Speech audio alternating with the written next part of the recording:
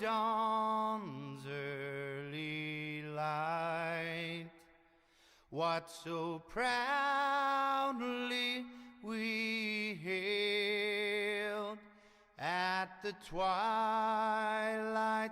last gleaming, whose broad stripes and bright stars through the perilous fight o'er the ramparts we watched were so gallantly streaming,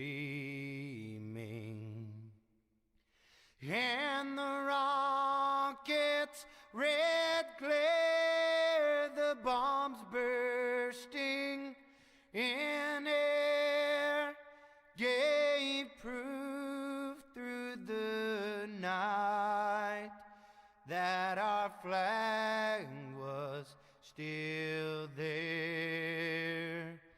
Oh, say does that star-spangled banner yet wave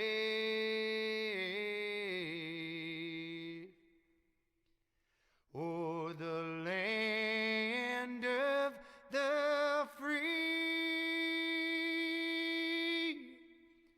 and the home of the brave.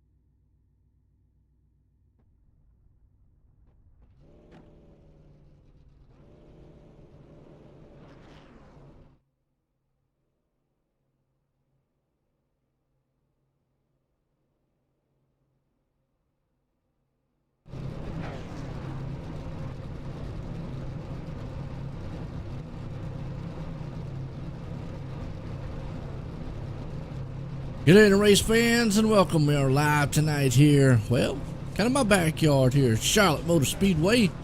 Getting set here for the Great Lakes Cup Series. 1.5 mile fast-paced action. I tell you what, Charlotte, it's probably one of my favorite tracks to race on.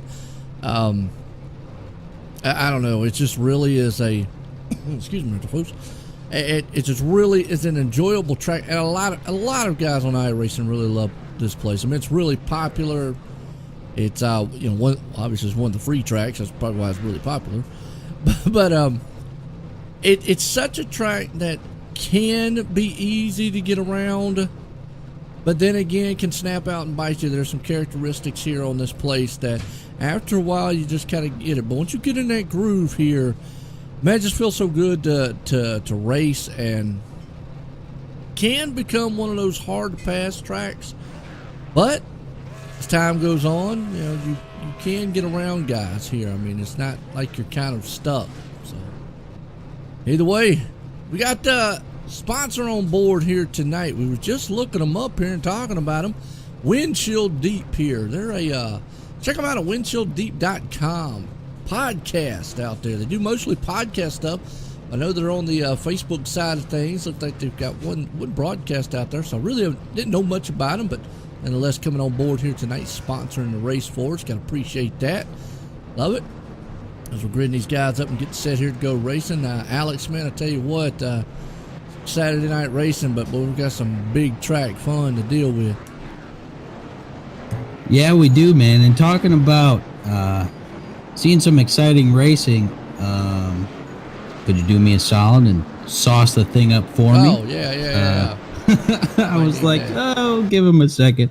But yeah, dude, Charlotte, one of the most famous tracks in NASCAR, and it poses some very exciting events that happen throughout the race. So I always liked watching the races here, whether you call it Charlotte or Lowe's Motor Speedway, whatever you call it. I call it Charlotte. And that's been the that's been the old age thing. It originally was called Charlotte Motorspeedway. You can see on the thing Charlotte and turn up. But they do call it Concord Motorspeedway, or actually they don't really call it that, but that's technically its name as we're getting set to go racing, because the reason being is a little history on the track. It sits in between Concord, North Carolina, and it sits on the Charlotte line, so it actually sits in between. But nonetheless, we're going green flag here tonight.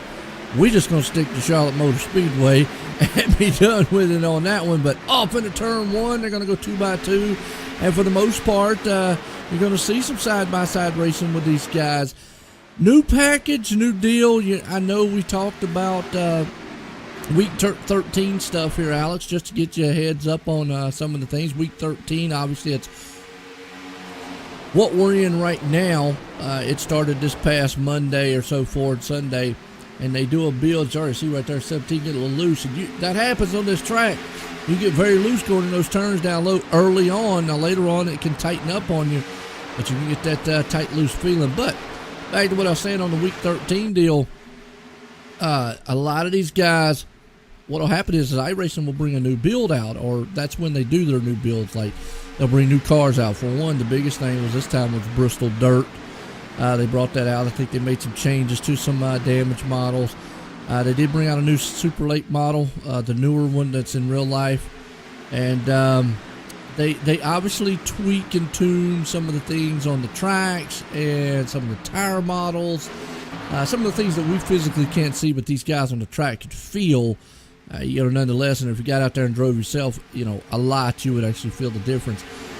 Not 100% sure. I know some tracks. I don't think Charlotte was one of them, but there's some tracks that they're testing some of the dynamic track surfaces, and basically what that is, there, Alex, and anybody out there, it's new.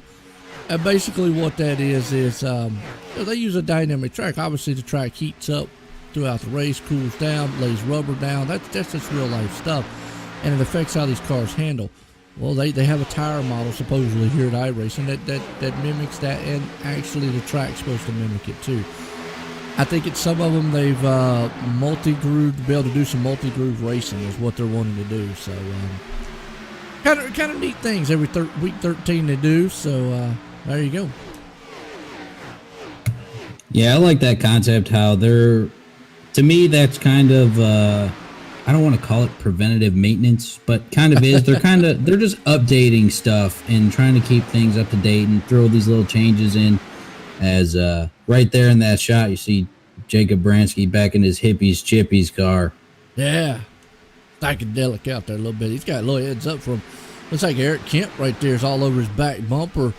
A good hood shot. See what it is. Good shot right here. It always shows what these guys are up. But you know, you're right. We talk about iRacing. It's obviously iRacing.com. It's more or less a live service style game. I mean, it's prescription. Prescription. Well, it could be a drug, folks.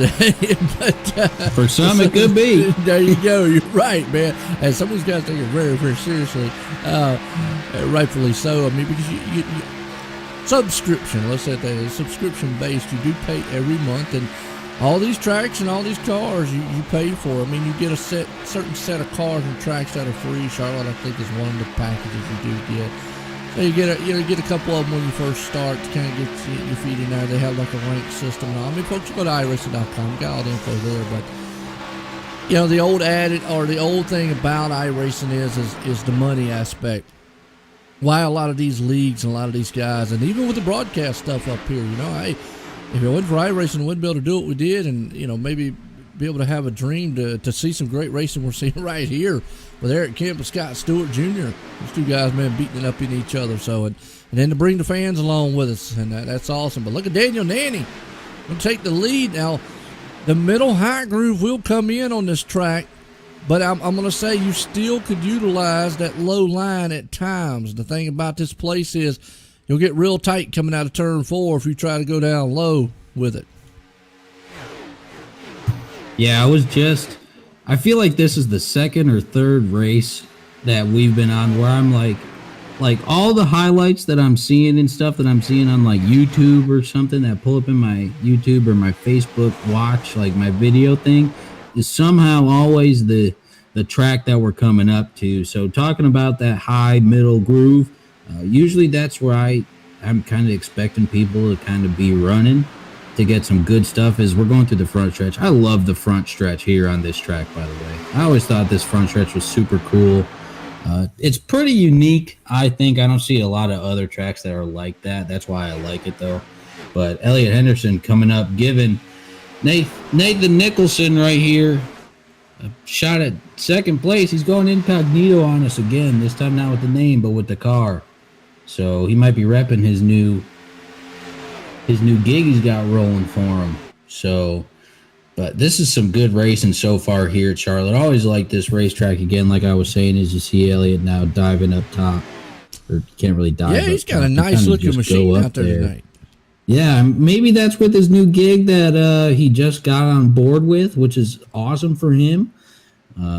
That's a pretty neat little situation he's got going on there. I don't know the exact details. I just know that he's making some moves and it's working out pretty well for him right now. So I think that's maybe that's who he's rocking. Who knows? But well, I can go ahead and tell you this by just the windshield manner and by knowing that sponsor. I know what league that is from, and it's actually one of the leagues we do on Sundays. So he obviously runs their Monday series in the Cup. So that's kind of cool. Definitely fast enough to do it. As old Elliot Henderson right there, man, rocking it. So I can definitely tell who that sponsor is on the top just by the banner, and he's got the rookie stripe, so he must have just started. That must be his paint job he runs. Nice looking cars. Obviously, we know Elliot Henderson design. Definitely looking good. You got R.J. Williams right there behind him. Eric Kemp hanging on to it. Still there in 5th place spot. Scott Stewart up to 6th. Jacob Bransky right there along with him in 7th. Christopher Heller up in 8th. Ty Atkins in 9th. Got a good battle right there amongst all those guys. Yeah, I think Eric Kemp's got a pretty fast car.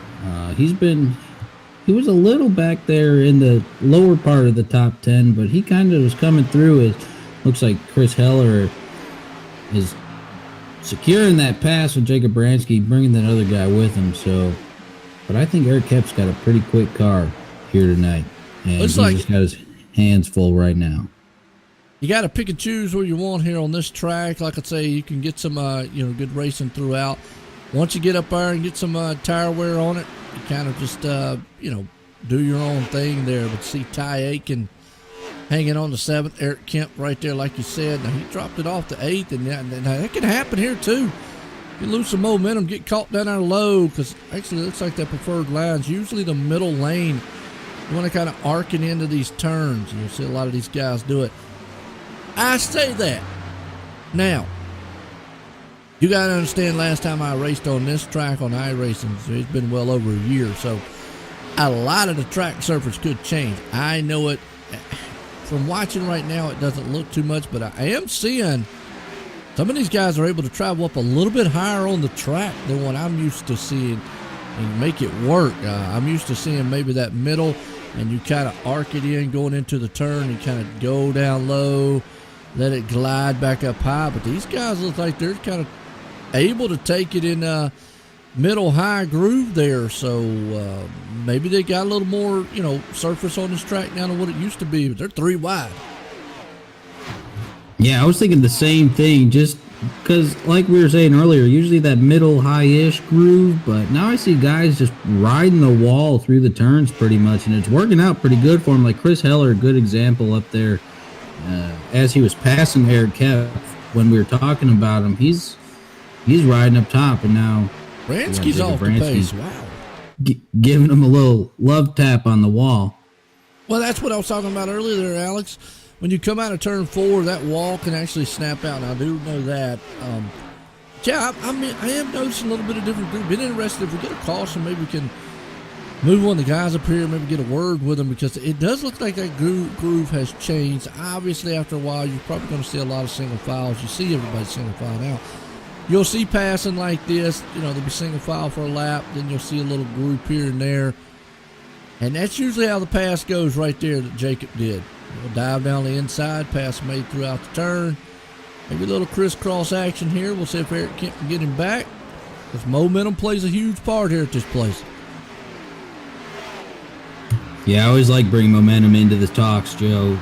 Seems like we talk about it pretty frequently, so bringing in how momentum can pay you very good dividends, and it can also really hurt you. Like if you lose it, she's gone.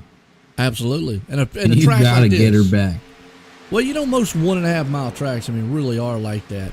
We speak of, what's up, Wyron? How you doing? Says Pat pulling for the 47. And Nathan Nicholson, and right now Nicholson actually is doing quite well. He's up to 3rd there, running into tire tracks, Elliot Henderson and Daniel Nanny. And Daniel Nanny has been turning up the wick here as of late. And folks, it's been a good one. You see R.J. Williams pulling in, and this is another guy that's very interesting to talk about there. Obviously we talk week in and week out about Elliott. He's definitely just bad fast here in these cup machines. R.J.'s another one, but he's one that just has not had all the luck on his side. Very fast machines, very competitive. And another guy comes to mind is usually Jake Miller, which had finally broke the bubble and won a race. But RJ's kind of like that. Very fast cars, very, what I'm looking for, not competitive. Well, he is competitive, but always up there in the mix, always up towards the front. As you can see, he's heading that way. But just seems to... Consistent. The consistency there, inconsistent a little bit. But he always seems to have something jump out and bite him. The same thing that happened to Jake a lot. And that's the thing about racing. You got to have the whole package work for you. Yeah, talking about RJ, he always, like you were saying, he is very competitive in these series and does a great job of being consistently towards the front. He always has a very fast, whether it be the truck or the car, and he's just quick. But like you were saying, it seems like he just gets caught up, whether it be a little mental mistake or whether it be just wrong place, wrong time. It seems like he always gets caught up. And you're right. You use that word I like to use a lot, mental mistake. We see it in real racing. If anybody out there is an advocate of real racing, and it happens in CM too, is, you get out there, you get concentrated on what you're doing, and you see it, right now you see him, he's really closing in that pace there on Nathan to try to take 3rd place, so he's fast. But mental mistakes, hitting your points, getting in and out of there. Now, he's using the conventional line that I'm used to seeing here at Charlotte. Go in low, let it kind of drift up high, out of the turn, arc it in. Now, obviously, he won't be able to here if he goes in the pass side by side, but yeah, there he was. He was able to arc it just a little bit. You see how he kind of arced it going into that turn. Still went down to the low line. Kind of let it drift coming out of the turn. That's kind of how I normally used to see Charlotte run. Let's see how he takes turn 3 and 4. He should arc it. Yeah, he goes in a little bit middle and lets it drift all the way down to the low. And then just kind of is going to let it drift coming out of 4, let it do its own thing. But yet I'm seeing multiple grooves out there, so we'll have to see what works. But, you know, we talk about the mental mistakes there, Alex. You know, you mentioned, I mentioned it a lot.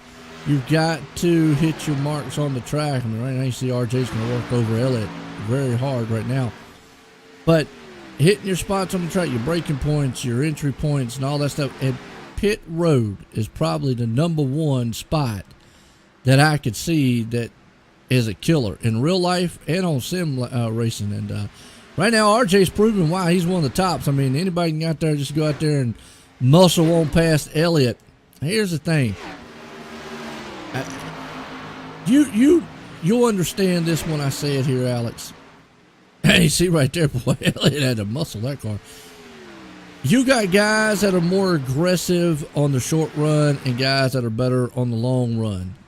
A place like Charlotte, though, where on iRacing that is, and let me just say iRacing because I don't know how much it is in real life. It might be in real life.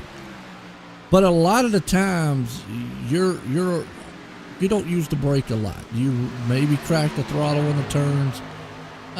This place, you're over 3/4 throttle most of the time, if not wide open.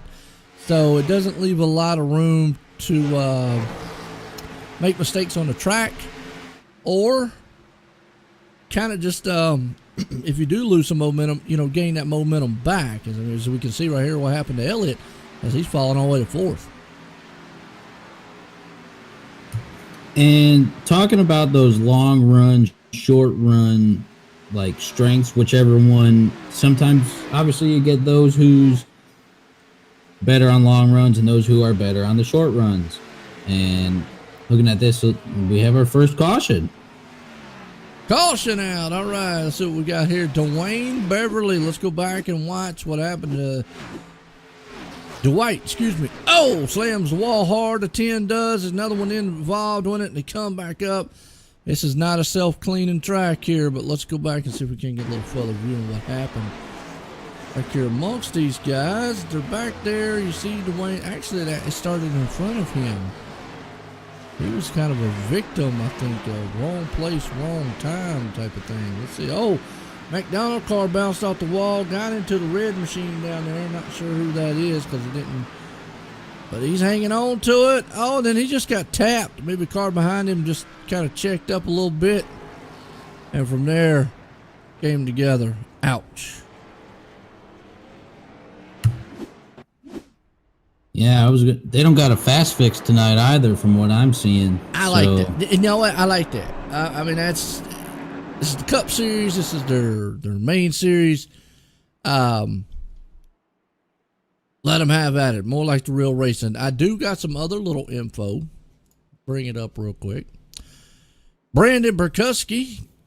Obviously, 4 sets of tires. Now, we talked about this, and obviously it's 4 sets plus the one they got on, so really it's 5 sets, but really right now they're actually sets. So everybody's going to get their first set here.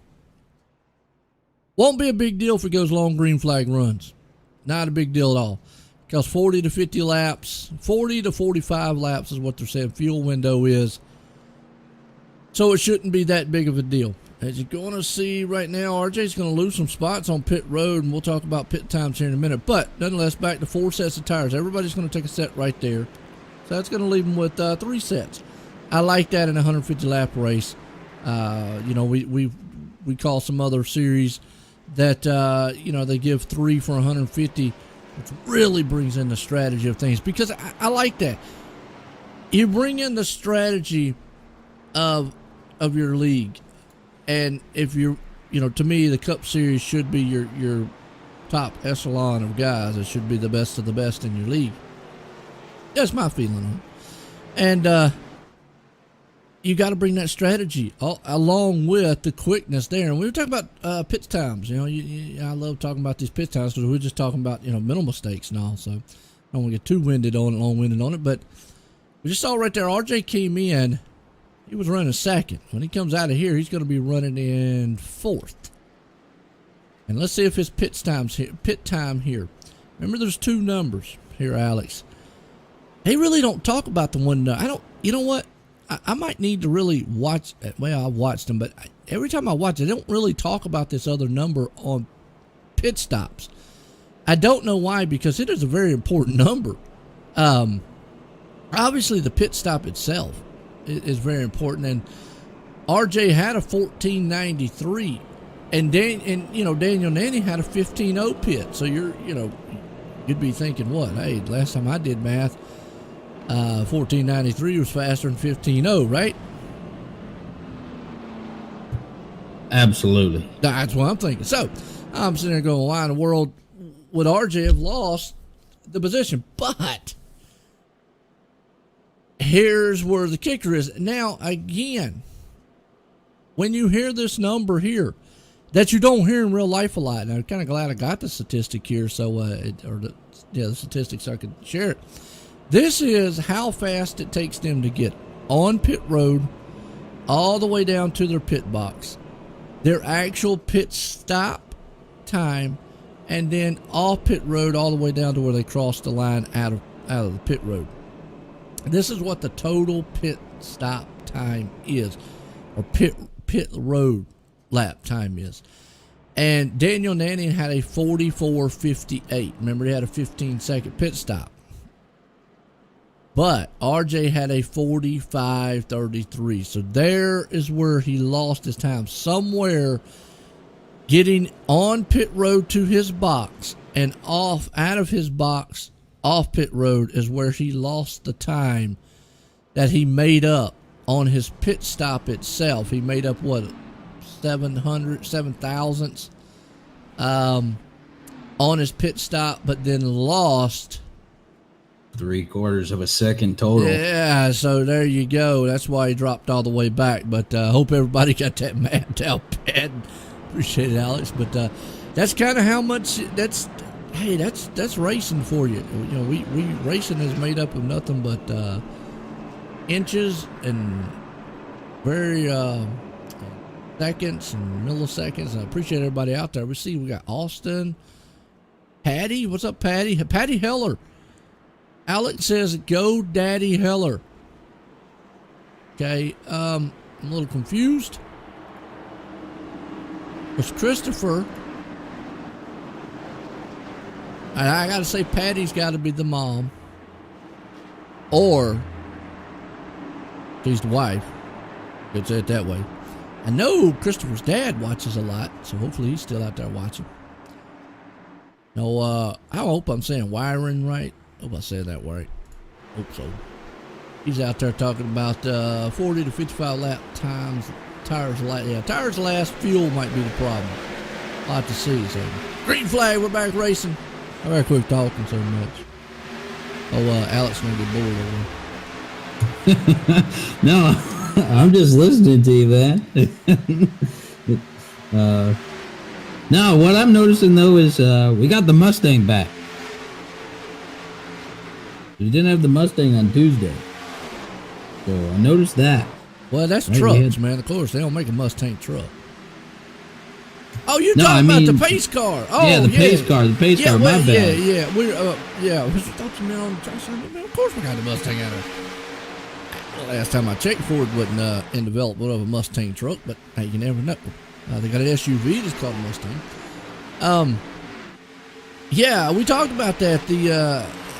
That ugly looking neutral thing today. It still looked like a Ford no matter what. The league can actually switch which ones they want. They have a Porsche one.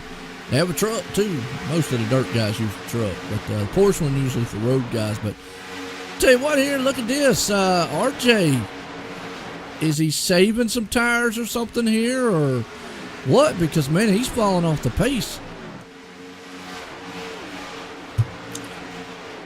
Yeah, I'm not exactly sure what he's doing. Maybe he's just got that longer run speed. Like we were talking about earlier, how you got that short run speed. Like Elliott, I believe, is a great example of, he's pretty well rounded most of the time, but he's usually really good short run speed.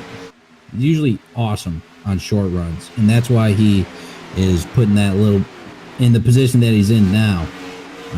But I'm thinking that RJ right there, he's probably got that good long run speed. So coming in through as the laps are keep adding up a little bit, I think that's where he gets stronger. And also too, like you was talking right there, again on the restart, you get yourself in a position here. This track is kind of unique for it until you can get everything kind of spread out and get going on your way there. The groove can make a huge difference. We're talking about Elliott sitting up there in second place. He can kind of run his own race, especially with Daniel. Daniel can run his own race. Still kind of lying because those two guys are running way different than what I'm used to seeing. And if anybody out there has run these tracks out there, know, I have not run Charlotte. Maybe it's time for me to get behind this wheel here and get back out there and run it, because I'm going to tell you what, the line that Daniel's running, I am not familiar with. The one RJ was running, yes, but that line right there, he's up to that middle and high lane, and so is Elliott. So, I mean, I do know coming out of turn 4, we're under caution. Flagman throwing his arm out again. I tell you what, that guy's gonna have a rotator cup problem before it's over with. Let's watch this car right here, Jacob. I don't know if that's who it was, but a lot of times when a car don't show up on my screen over here, it means one kind of did a loop-de-loop and just kept going really fast before it picked it up. Button him. Oh, there it is. Boom, boom, boom, boom, boom, boom, boom. That's what I thought it was. It looked like, yes, you see how it was just kind of looked like two cars just kind of sliding. Like Dakota Bryan right there, because he had the tore up machine. Let's watch it one more time. A little high. And like I say, usually when it doesn't show up on my screen over here, indicating that the car's, off track or something like that, it usually means that they're sliding sideways on the track, and then they gather it real quick. The yellow gets flown. Oh, the 30 came down. Dakota nowhere to go, and yeah, that's what it was. Pretty much just contact between the two, and then Venom ate him. Yeah, he did. That was a good save by that number 9 car, Cole Bradley there. That thing was about to turn all the way, and he saved it. So that was a pretty good save by him. But that was pretty close. Watching, seeing how, excuse me, as my voice decides to leave me. You say that, Wyron. You say middle to high lane, and it might be now. Also, my name is pronounced. Oh, Worm. Okay, well, we'll go with Worm then. How's that?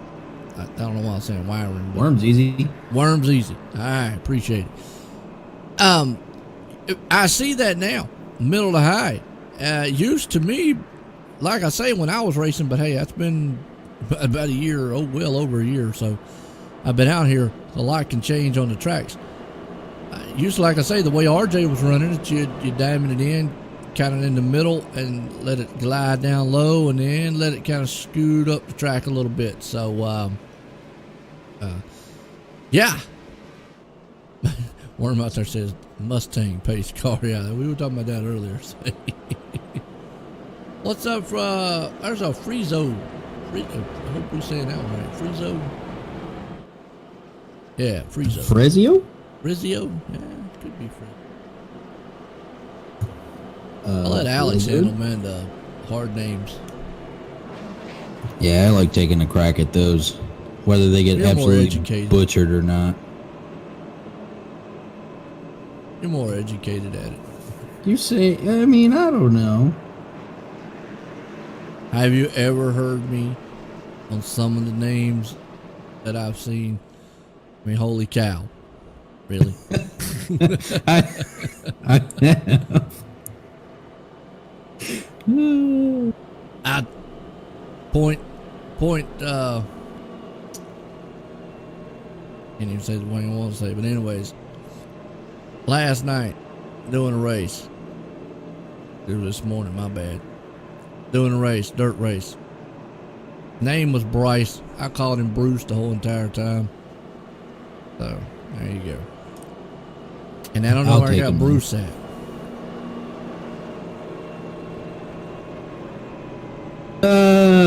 No, I have no idea that. But I think that's fair. I think I'll just keep taking a whack at them. There you go. Well, they won't beat up on you as bad as me. They'll be like, yeah. You know, and you're right, the old Charlotte. Yeah, that's what I'm used to, that worm. I mean, the older style Charlotte, and it could be, like I said before, the repave and all. I have not been on iRacing for a while. Yeah, it was low line dip output. And see, that's how I'm familiar with how it is. And basically, that's how RJ is. It's just, it's fascinating for me to watch these guys be able to utilize that middle of the high lane. Because I'll be honest with you, and Alex, when I did race on iRacing, I did not like being up high. I didn't like being that close to the wall. I think everyone just has their personal preference on where they'd like to go. I mean, just depends on how well you are at getting around the track. And whatever you make work, works for you. Well, that's true, but the wall hurts if you hit it. That's true. It can bite you pretty hard. And that was my whole thing, is like a lot of guys, yeah, you got to have that good depth perception. I mean, obviously I've got a VR set, and I will tell you folks that, you know, some guys race on, you know, you can race it on single screen. Some guys have some awesome, you know, triple screen setups. Well, man, I'm telling you, I put that VR set up, and I was cool. I was just like looking around the car, and I started pointing at over there. My wife walked by and goes, "What are you pointing at?" And I said, "There's a seat right here. There's a floorboard right here beside of me." She goes, "You know, you look retarded, man, saying that." So don't cancel us for saying that, because she called me retarded, not everybody else. There you go. Going green flag. I know, man. I had to say that. I don't even know. Here we go, green flag. That's what it's about, man. We gotta laugh and have fun. You don't laugh this time of day, you're gonna go crazy. That's all I gotta say. But green flag's out. We're back racing here at Charlotte. That's another thing under the lights here. It's been a cool one. It's always good to see these guys, man, out here, you know, breaking this place. You see the top four guys get out, and right there looks like Daniel's wanting to kind of maybe break the draft there, Elliott, a little bit, because Elliott's getting a good run on him there in second. Not seeing Elliott be able to get a run all night long, but here comes Jacob Bransky. Man, he's got that chipping machine going. Yeah, he does. And you know who's right with him is Ty Aiken.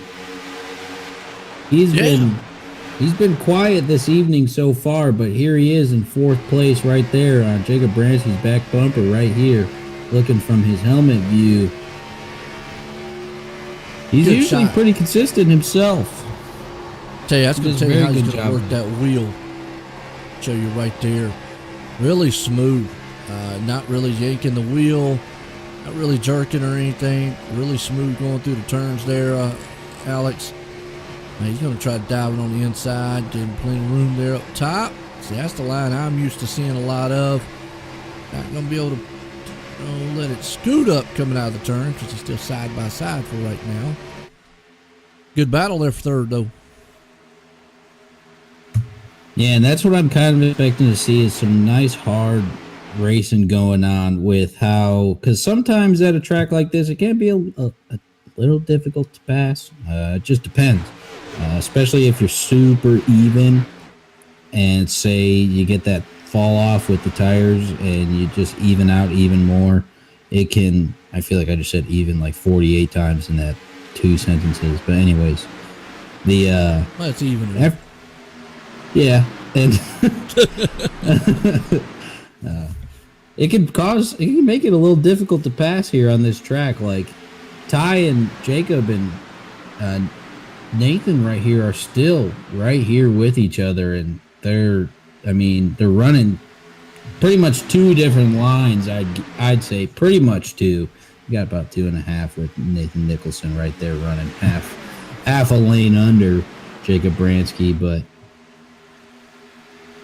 seeing oh, go ahead. I was gonna say, seeing how these different lines are working can cause some trouble with passing because it looks like it's kind of even. Like RJ is making that bottom line work pretty well, and Ty Aiken's right in front of him doing the same thing. But a large majority of these guys are middle and high, and so that's kind of what is piquing that little interest bug that I get sometimes. And as now RJ's just down there by himself, and the high line on these shorter runs on these fresher tires seems to be working pretty well. But I think what RJ is good at on those long runs after that fall off is using that low line and making it work. He is. I will say I'm kind of reverse on what's I think on that the longer the run they stay up high. Daniel though he don't care, he can stay up high no matter what. But you're right. I mean, you see it right there. Everybody's reverted up, but it does look like there is kind of a multi-groove here, something I am just not used to seeing at Charlotte, and it's cool. I got to admit. And you talk about lap times. Last time Daniel Nanny ran a 30.33. Got to go all the way back to 27th position. 26th ran a 30.81. That's not even it's about a half second.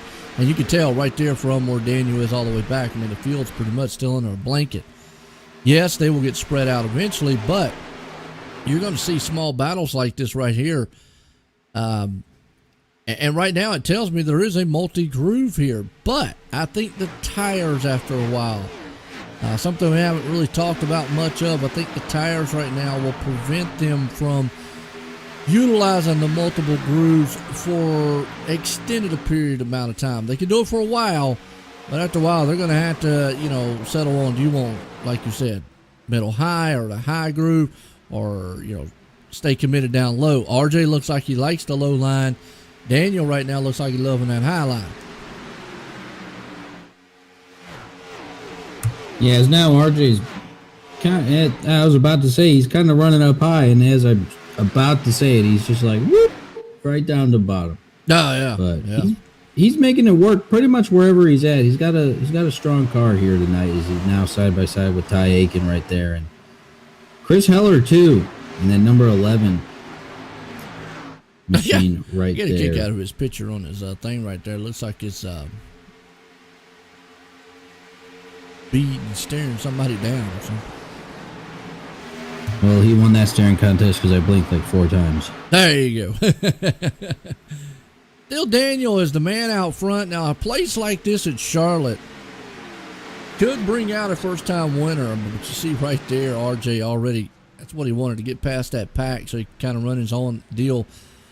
You still see a lot of great racing right there along about 3rd, 4th, and 5th place spots. You see Christopher trying to dive on the inside, but he lost a little bit of that momentum that he was trying to gain right there to get him.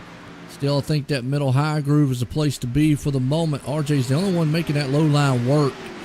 Everybody else is trying it. We still got another guy we ain't talked about, Tommy Ryan.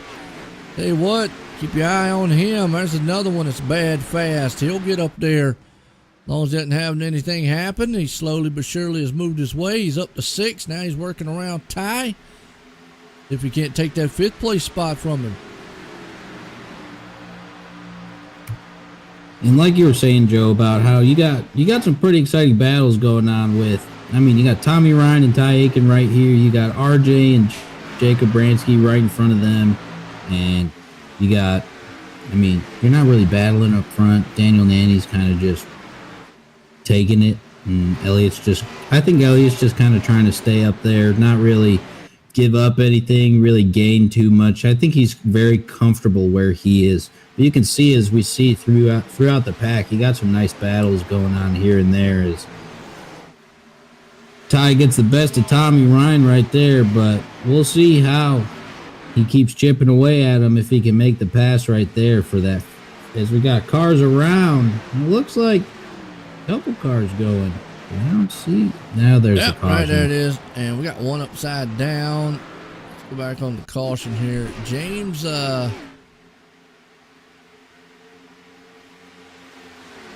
what's the name? Shiflett. He was one of the ones that was upside down. Back and watch. Here's James. And that 2 machine right there. I think he just kind of I think Nathan was the one that originally got in it. Yeah, Nathan was spinning up there, and then he just got hits the wall, and well, that wall's tough. They're supposed to be safer, softer barrier. That wall said, you know what? Tear your car just apart. Flip you like a flapjack. It did. It just grabbed a hold of him and went wham. Now, something we haven't really talked about too much here, pit stop strategies. Which everybody's going to come in this time around. But last time they didn't come in. So this should be a lot of, pit stop number 2. It has been a very good race so far. This is kind of shuffling up the pit window. If they take tires and stuff, now you're going to get close. That's what I'm talking about. If you get some cautions that hit kind of just right, yeah, going to mess up that pit strategy a little bit. So let's see what RJ does this time on his pit stop here. He's able to get a little bit better one. Definitely going to take, everybody's going to take 4 tires of fuel, so that means they're going to be on set number 2. RJ again. Getting killed on pit road. I mean, he's got some good pit stops. But it's that, look at his time here. Yeah. Daniel Nanny's pit was a 15:28. RJ again with a 14:97. So, I mean, wow. But that other time, RJ's total 44:38 to 44:03. So everything that he gained on his stop, he lost. And it can happen. I tell you what, the man who really, really stepped it up, Jacob Bransky. I mean, wow.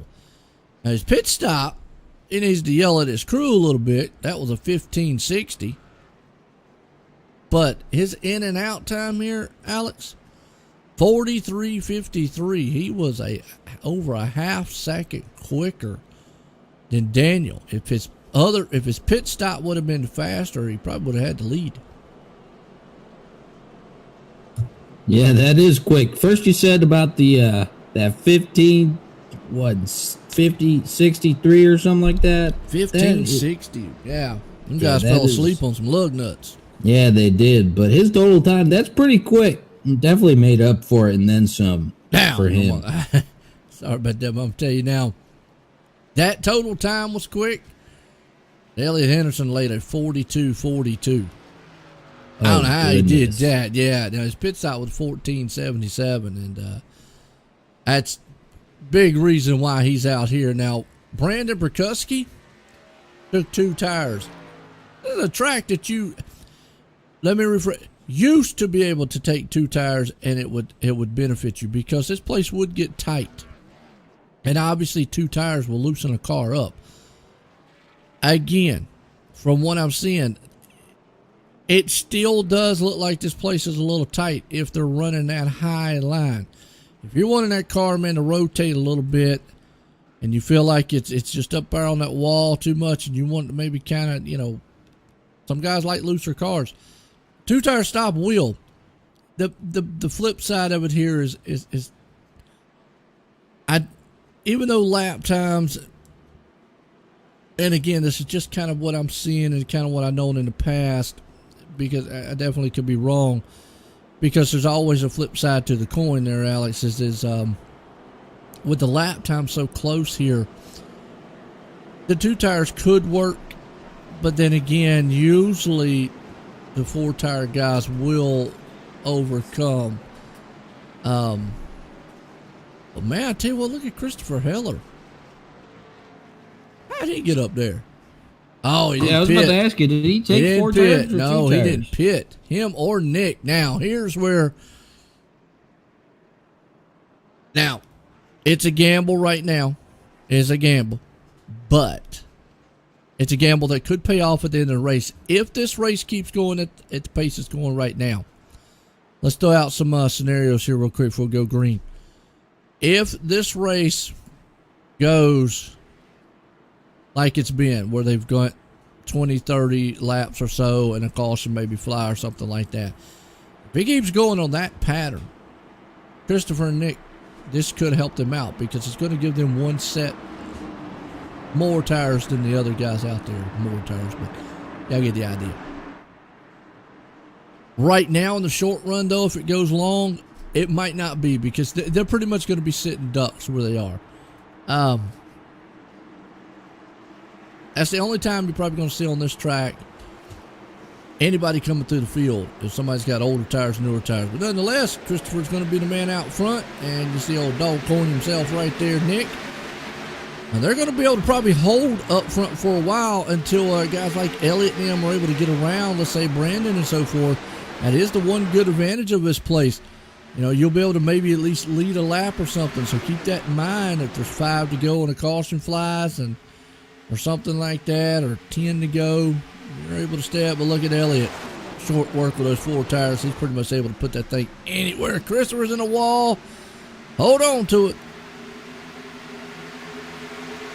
Yeah, just looking at how you could see there from Daniel Nanny just slicing through, and Elliott too himself, and bringing those guys from behind with him. That tire difference is a huge thing. Oh yeah, especially when you're talking like 30 laps, almost 30 laps different. But again, like I said, in the long run, it could pay off. A nice looking machine there from Frederick. That is that's the Rockstar machine, so good looking there. So yeah, Nick and Christopher obviously not pitted or didn't pit, haven't pitted since lap 30. That's why they're pretty much just going to kind of fall way off. And so we can get a close-up view of that. That's although a Doge. Well, it's the dog coin. You know what I'm talking about? Yeah, Dogecoin. Is it Doge? I've always heard it was dog. Is it Doge or dog? Doge. Okay. Well, they got a dog on there. That's what I'm saying. It's Anyways. like the dudes that I know a little bit about it. The dudes that made it, They made it like a joke. yeah, they did, and now it's like. Well, the problem is it's went down and kind of one of them up and down things. But I mean, the real investment you want to get off from racing if you're getting into crypto, probably just stick with Bitcoin. So that stuff is like, who knows how far it's going to go. Anyways, back to the race. I was looking at a nice paint job old Nick out there, and just that's the one thing I like about the league here. These guys come out here with some nice paint jobs, throughout the whole entire field. Yeah, I always like going through and seeing the different paint jobs because you get a bunch of random and cool ones. Like We can get them spread out a little bit here. Maybe we can see. It might be a little calm right now. I don't know. There's some dudes in the back, but see if we can't get it. We call the OSR Network rundown order. Show the wreck. Which wreck? William Bard. Show the wreck.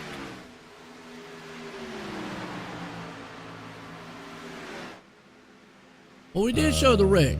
We've showed every wreck. Man, William out there talking about show the wreck. Well, we did show the wreck. That's a guy we talked about. He's coming up 14th. But let's see if we can't get our rundown order here. Is that man right there?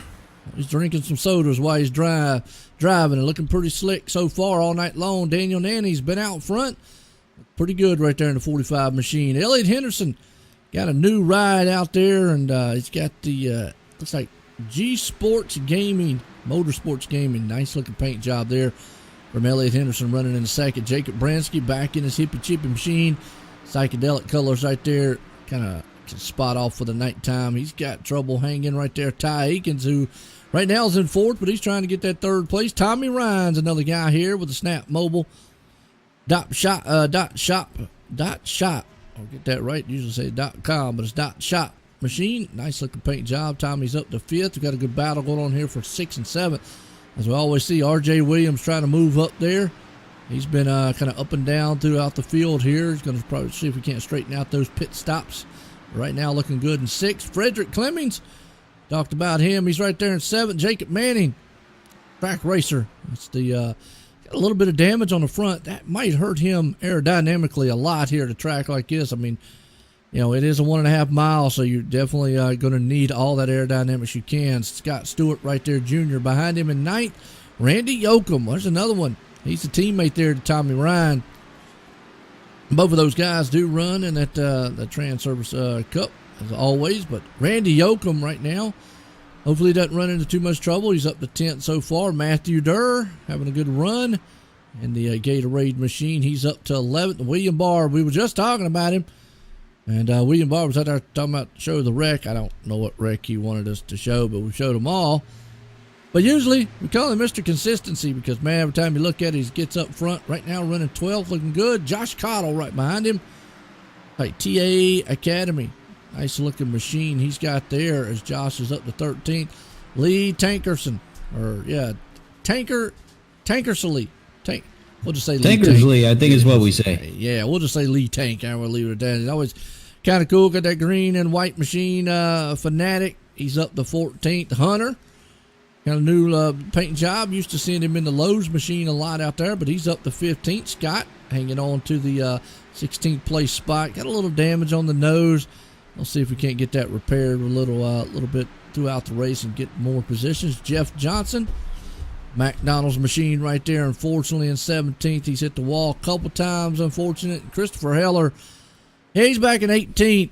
But he's had a good solid car all day. But remember, he didn't make that pit stop early on, so that's why he's falling off the pace in the back. Brandon Perkuski right here. Good old Brandon out there looking good. He's just not been able to get the groove up front here tonight. Check him out on his twitch.tv there, Brandon Perkuski. As you can see it on the hood, he's up to 19th. And Nick Martin's the other one. Excuse me. With the, I'm going to say, dog coin out there. Machine, good looking paint job there, but he's falling off the pace due to the fact that he was the other one that didn't pit along with Christopher Heller, and they're both back in 20th, but that could come full circle if everything works out well. Cole Bradley, Napa know-how machine, definitely knowing how to get around the track. He's up to 21st. Eric Kemp. Now, Eric was up there earlier on. Looks like he might have got tied up in a little bit of incident there late. Got a little damage on the back, but he's back at 22nd. Jeff Ryan, another good machine right there in that Mountain Dew, amped up. He's back at 23rd. Max Williams right there. He's back in his in the 24th position, and he just got passed by Nathan, so Max is back to 25th, and Nathan is in 24th. And just to give you an idea, the 25 machines are on the lead lap, or 25 machines on actually outrunning of 31, because out of the race as of right now would be Jacob Haynes, James Shiflett, Talib, Dakota Bryant, Dwight Beverly, and Matthew Daniels all out of the race. And that brings us all the way back up to this man who has dominated pretty much the whole entire race, Daniel Nanning. And folks, that's your OSR Network rundown order. This gives you a good look at all the paint jobs and these guys running in here. And like we just said, Alex, some of these guys, they got some great sponsors along with some great paint jobs. Yeah, they do. Definitely talking about the paint jobs. Always love this run through that you do, Joe. Seeing the different paint jobs these guys got going on, different sponsors. Some guys sponsor their own selves. Like some of the Twitch channels you'll see, those are pretty cool to tune into those.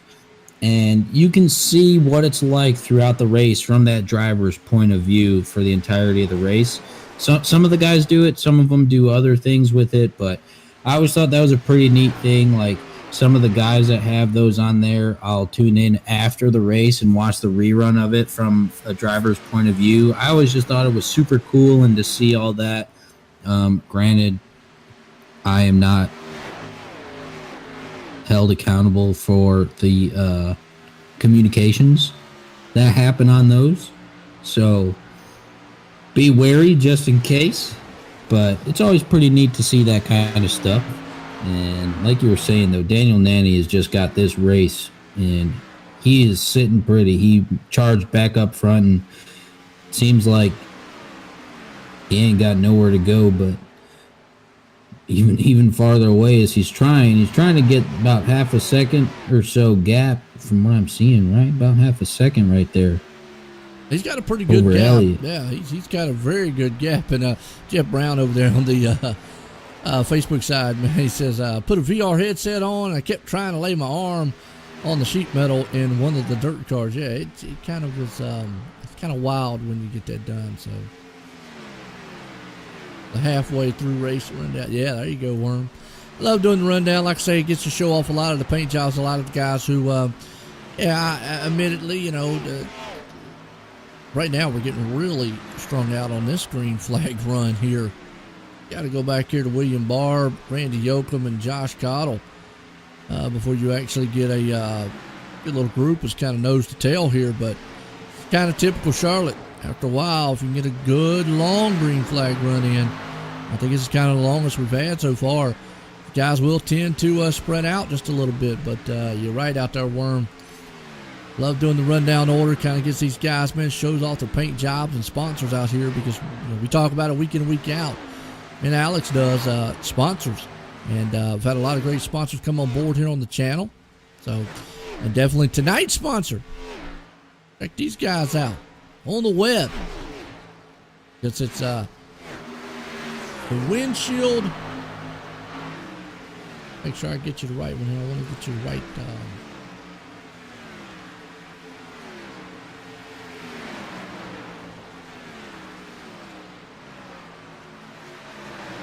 Could have already been on there.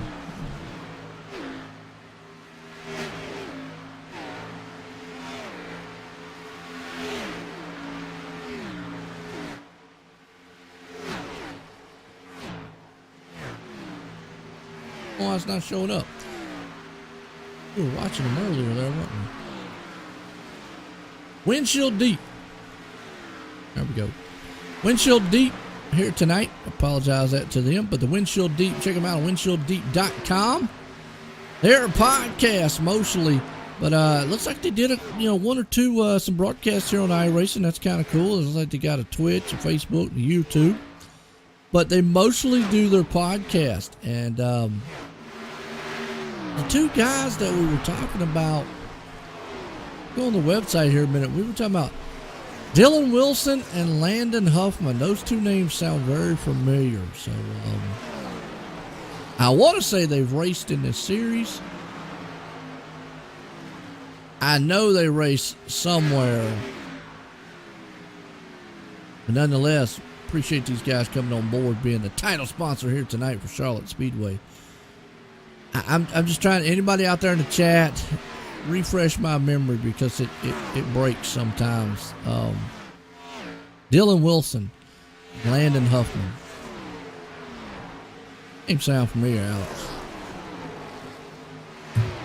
Yeah, I know. I've only been doing this for a couple months with you, Joe, and both of them sound familiar to me. I swore they raced here. Yeah, I can't put my finger on it, though. I can't do it. I don't know, man.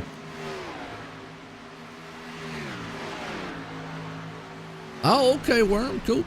So Worm says he appreciates no problem. You got Worm Driving School. Will definitely be doing some sponsors, some real drivers real soon.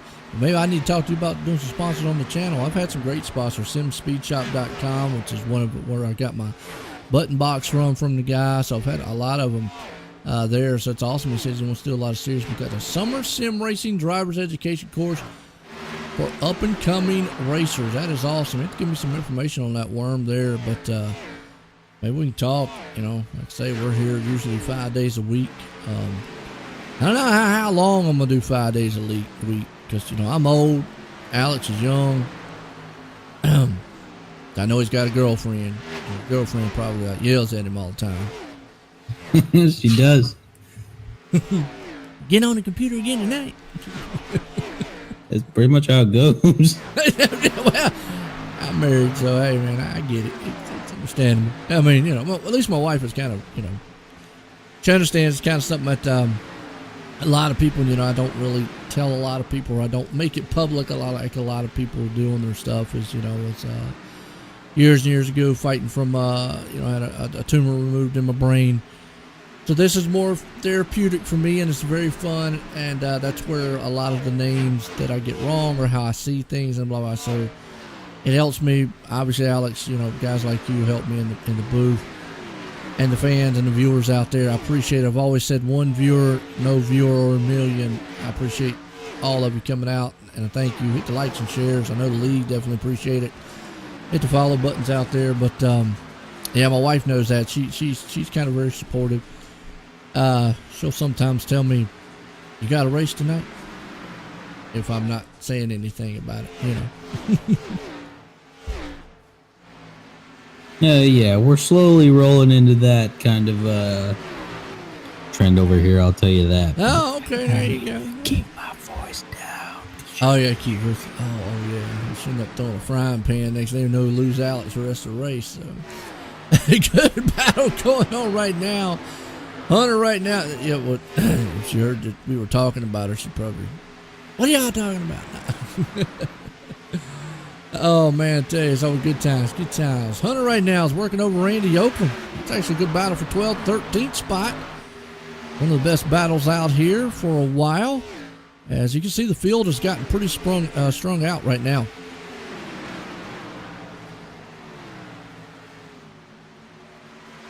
Yeah, I told you got hit in the head with a frying pan. Almost did. Not even kidding. I take it you didn't take the Blimpie challenge. Now, talk about Blimpie. Let's go high and wide. I don't do this often as much as I used to, but it's always just fun. And right there, it gives you a good perspective of the facility and just how far apart these guys are, and just saw a little bit of close contact racing right there. But we call it the Blimpie Cam here on OSR Network, OnlineSimRacingNetwork.com, your home for fun and exciting sim racing. And that's the key words right there. You're home for fun and exciting. You know, yes, we can take it seriously. I mean, Alex can get up here, and whoever, we can get up here and talk technical with you all day long and tell you about things that's going on. And we do week in and week out, but we definitely love to have fun and interact with the viewers. But I love the Blimpie, and I love doing the Blimpie Challenge. Did one the other week. Alex got a kick out of it. Here's another one for you folks. I'll tell you what, you know, social media is a thing nowadays. You can get out there live stream on those fancy little bit hand computers, which they call phones nowadays. I'm way back in the day where we had bag phones and flip phones, but nowadays you pretty much got a personal computer in your wallet, and flip that thing out, throw it on live stream if you want to. But go to Walmart one day, challenge you on here on the Blimpie Challenge. Run up down the road, or run up down the aisles yelling Blimpie, Blimpie, Blimpie. Now, if you make it back next week, we understand that you didn't do it. If we find out that maybe you were kind of incarcerated or hooked up with a straitjacket, we understand what happened to you. But hey, either way, there's your Blimpie Challenge for the week, and OSR Network's on. I might have to try that. I always wanted to. You know, my wife works at Walmart. She works in the online department. I don't know how well that would go down, though. Who's the guy on aisle 10? That's my husband. Can you come get him, please?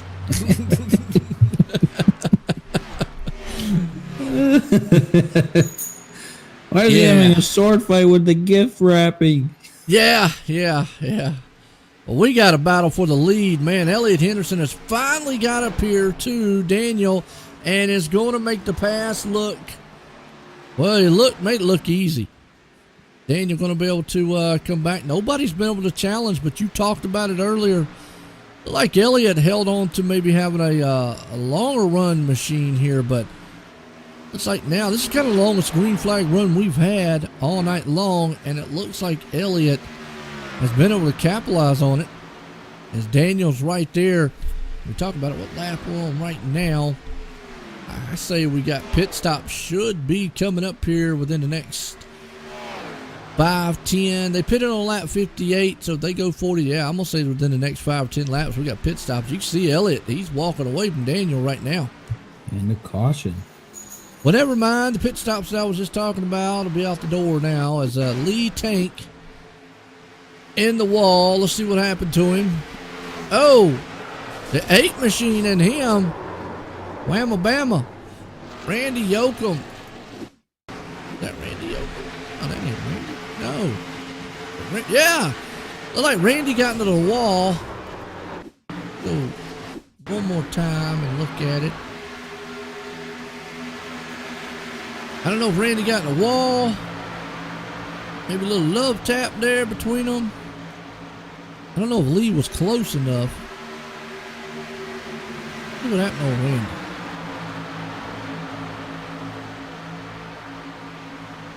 Oh, it looks like, yeah, he just tapped the wall. And then from there, I don't know, the car just kind of spun down and they just came together. And next thing you know, boom, right into the wall hard.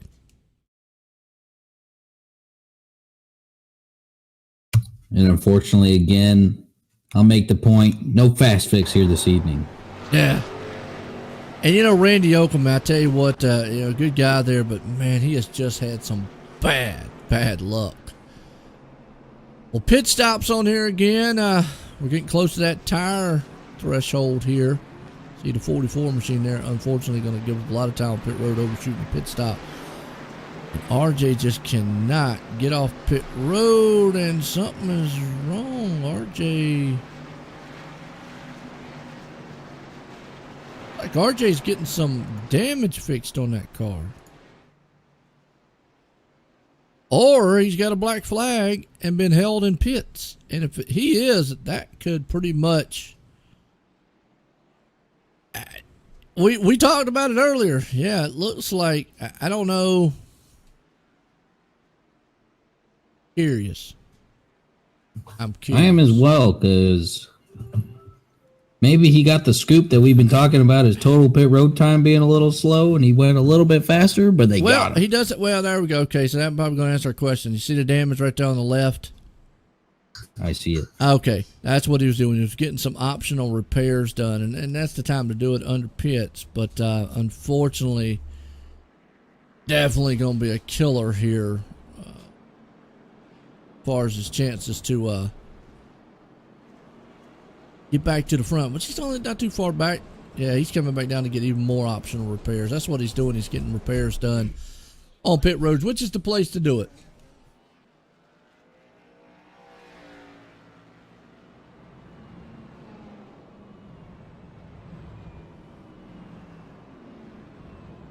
Let's see. Who we got here?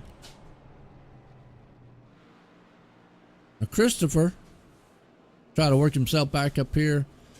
He pitted on lap 82. Yeah, his pit stop's a little off. Christopher is still. Everybody else is still going to be on newer tires. We talked about William Barb. Look at that. Told you. Consistency. Man came up. He's in 8th right now. He going to win a race where it's over with.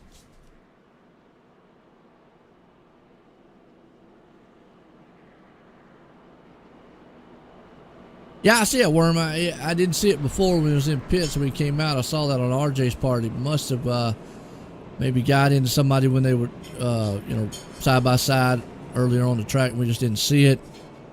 Unfortunate, because that's definitely going to affect the car, and we talked about it. RJ, one of those fast guys, but just cannot catch a break when it comes to getting into trouble and so forth. Talking about my wife earlier. She's over there. Literally same, Joe.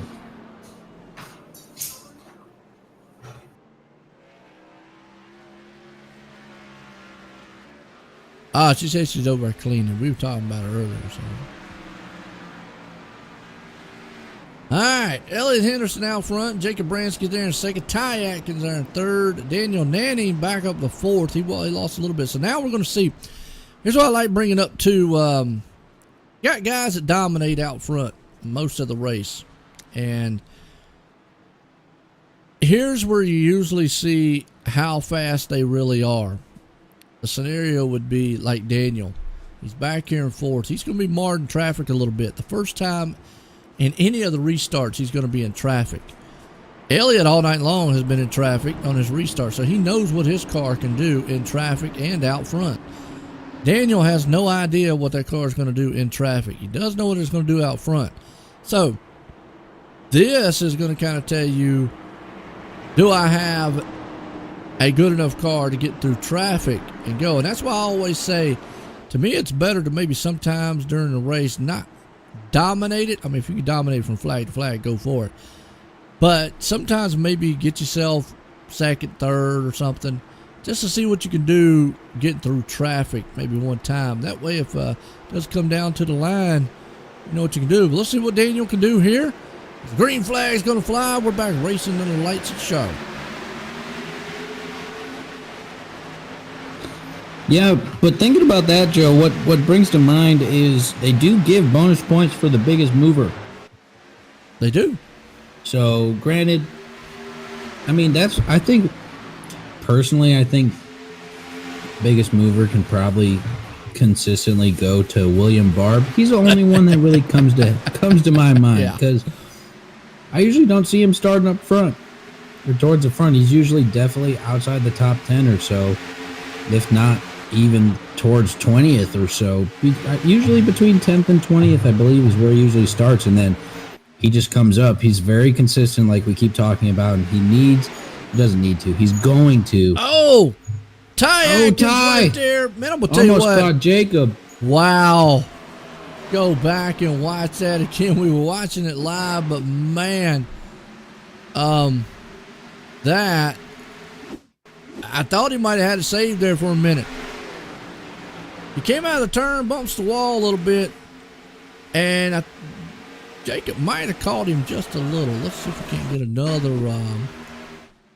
Right here, it's going to give us a real good shot. We'll slow it down here. Yeah, he comes out of the turn. On turn one, gets a run. The run on Elliott. Out of turn two, he's up high, and you can already start seeing it's kind of just loose right there. It just kicks out from under him loose. He had it saved. And in the wall, he overcorrected just a little bit right there. And let's see what Jacob helped him on around. Thought he missed him. Not much of a tap, but just enough. Put him around. Unfortunate. Ty Atkins had a fast car. That's a perfect shot, though, to show you, Alex. Remember we talked about a couple weeks ago the tires here. The tire model that they have is it mimics real, about as close as you can get. Being that you've got to let the pressures and the heat get up into the tires, and when they're cold, they can be very slick. So you got to let them get up there. And perfect example of it right there. The car just stepped right out from under him, and nothing he can do. But look out, Tommy Ryan. I talked about him, and Tommy definitely in here either. All the guys we want to ever talk to, they're not up here. We get to talk to Elliott all the time. I don't even see Daniel Nanny. I don't even see him. Really?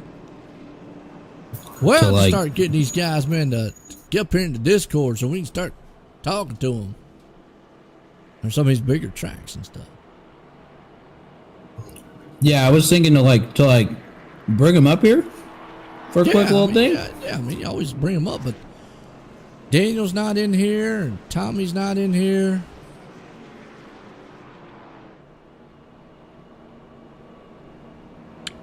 Trying to see who else is here, though. We get to talk to Elliott all the time. That's just, we can talk to him. You know. I guess we could bring a wheel up here. Bring a wheel up here. I'm up in the waiting room here a second. I'm putting a word with William, Joe out in the booth. You got a copy? Yeah, I got you guys. Man, I tell you what, got a little damage on the right side there. Obviously that's kind of Charlotte for you. You can get up there and bump the wall, but is it affecting your car any? Because we always say you are kind of the Mr. Consistency here in this series, but you up in that top 10 right now. Yeah, so I mean, I didn't launch great on the run after the wreck happened. I felt like the longer the run went on, the faster I was. So I'm not really sure now that I'm up here with these, fast guys that have been up here the entire race, how competitive I'm going to be. I felt good on that restart. I didn't lose any ground in that game. But I don't know. We'll see. Long ways to go, and hope I can just finish in the top 10. Well, like we said, you've been pretty much one of the most consistent machines. Every time we turn around, we're like, hey, there's William. He's up front, top 10, top 5s, or so forth. I got a feeling that win's just right around the corner for you. I mean, how does this track feel? That's another thing I want to ask, because it's been a while since I've run Charlotte, and it looks like it's more of a higher groove track than what I'm used to seeing. Yeah. Yeah, so it's totally different than what I've been used to too. I mean, you cannot really you run the bottom the first couple laps, but you got to get up to the top, and you're running the wall in 3 and 4. I've seen a couple other lines in 1 and 2, but you're pretty much boogieing it around the top side now. Yeah, that's what I'm figuring out. I mean, I don't know about you, but I always hated running the high line because that wall, it's just so easily, it kind of like, it's like a magnet, can suck you in. But hey, doing that every lap, it's not fun, but that's what you got to do now. Hey, I understand that. I tell you what, it looks like a little multi-groove too out there for a little bit, but nonetheless, man, looking good there, William.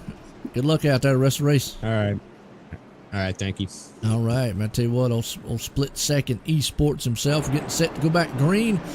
And, just right there is kind of really wanted to say was, I mean, it's multi-groove for a while, but it has changed. Like he said, he's used to the way I'm used to it. It was a low line for the longest time. Now you got to get up that high line, and they might have messed up my Charlotte track that I like.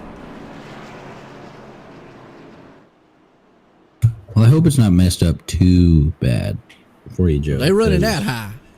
I don't know. Now in the VR set, I might be all right if I ain't out there trying to, poke at the dash. And I can imagine what I look like outside. I mean, out there just floating in the air. And my wife's going to send me off. He needs help.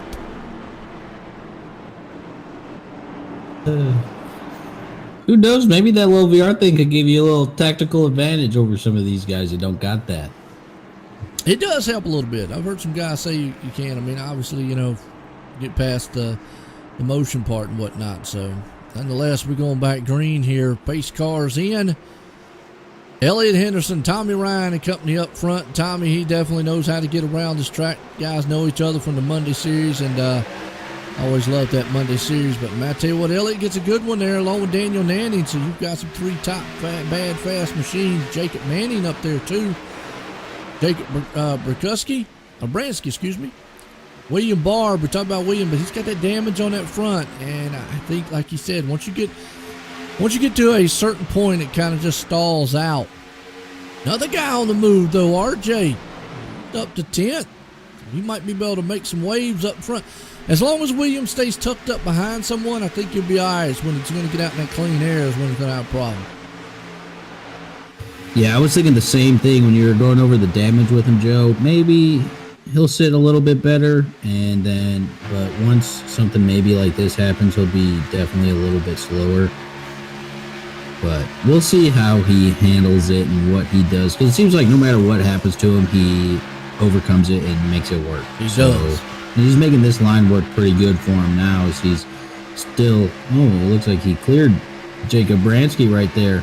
A little bit more than I was anticipating from that viewpoint, but he's doing a pretty good job right there in his Interstate Batteries car, getting back up there. Now he's sitting in 5th place right now with some of those, like he was saying, those guys have been running up there all night. And it's been a good one so far. Like you said, Williams up to 5th. I mean, we've seen him overcome a lot. I mean, we've seen him in the truck series have a beat-up truck, and we're wondering how in the world he got up there. Next thing you know, he's up there. Got my dogs down there in the back. They back there. I don't know what they're doing, but here comes old Scott. And Scott's been looking pretty good all night tonight there. Scott Stewart Jr., he's up to 7th. RJ is on the move. He got some of that damage taken care of, and that car looks like it's back to what it was. He's back up to 8th. We'll have to see how it does once he gets up there. So maybe with that high lane like it was, the little bit of damage on the front like that might not hurt these cars as much as I would think. Again, this is a big track. It's 1.5 mile. It's a fast track. Aerodynamics would play a factor here, because I mean, as fast as they're running, obviously the draft is there too. Yeah, the draft will definitely help you out a little bit. I mean, it can help you out anywhere. I mean, maybe besides like super short tracks where you can't really get one going too much. But at a track like this, draft will help you out a little bit. As you were just talking about RJ. RJ looks like he still has a very fast car because he has caught the back bumper of Scott Stewart right there. Or he's pretty close to coming up on it. And Jacob Bransky just looking like he is falling off the pace a little bit. Unfortunately, here comes... Oh, yeah. Yeah, it does. For some reason, he's caught up high, and that car just not reacting. Let me see what he did his pits. Okay, I see why. Well, he pitted back on lap 98. Now, you're going to see guys like Ty, who pitted at lap 106, and Brandon Perkuski and Christopher. Now, remember we talked about Christopher earlier on that pit cycle? Here's where it comes around full circle here, I think, for him. Now, Brandon and Christopher took 2 tires. Definitely going to help them out. As you're going to see them come up through the field, they're back up in the top 10, but for the most part, your top 9 guys. RJ pitted at lap 99. He put 2 tires on. That's another reason there why RJ's probably coming through the field. All the other guys up front took 4 at lap 98 and 99. They will have to pit one more time. They definitely will. And looking at this, you got a nice battle. Pretty much going on for the lead between Daniel Nanny right here, Tommy Ryan, and Elliott Henderson going up front right here. They're battling. They Tommy are. Ryan and Elliott have been going at it a couple laps from what I've been catching. So, but Daniel Nanny made quick work of that last restart. He made his way back up front. I think he sits most comfortably at this track up front. So there he is right there with Tommy Ryan right there with him. Elliott's got a little bit of space to cover, and then, but nothing he hasn't overcame before as he closes the gap a little bit right there. Good run between these guys. You see Tommy right there, like you said. Daniel, remember earlier on, he's had a very fast car all night long. And, I talked about him coming through the field. Obviously, he was able to come through the field and get up front. Well, here comes Tommy, man, storming to the front side there. Looking good. Now, Tommy's one of the newer additions here to the league. I know him from several other series that he's run in. So he's a very fast and competitive guy. Elliott and him, I guess, bringing him over. Daniel right now trying to hold him off, though. Yeah, he definitely has got his hands full with Tommy right here, because Tommy seems to have turned on those jets a little bit, seeing if he can make any work of Daniel up front. It looks like because he was coming up. So I don't know where he started, but he was definitely progressing through the field, and now he's here battling for the lead. So, that's the one stat I wish I did have, and I don't. All this telemetry I got over here, I need to ask, why in the world they did not put where they started? I have no idea, but it'd help out a little bit. Certain situations. If you're on the iRacing side, I mean, I could click it on there, but it don't look good on the thing. If you're on the iRacing, and usually the person in the booth's in with me, the iRacing side, they're able to look at it and see. But yeah, well, all this telemetry, crazy. Yeah, it definitely is. As you see, Tommy trying to make that low line work a little bit back there, as there's been a little bit of space between themselves and Elliott, just a little bit. And then you got Jacob Manning right there behind Elliott, and then a couple car lengths back, William Barb, and RJ's coming into the picture. RJ up to 7th now. We'll see how he can see what he's got for good old Frederick Creemans right there. Yeah, so far so good. Yeah, these guys up front are battling hard. Daniel Nanny is running the race of his life right now. Very dominant so far throughout the entirety of the night. He has just been amazing up there. Absolutely. I just asked that question out there. I want to see if these guys can, if I'm going to get an answer from them. I'm trying to look and see. It's always been a thing that I've always wanted to keep track of.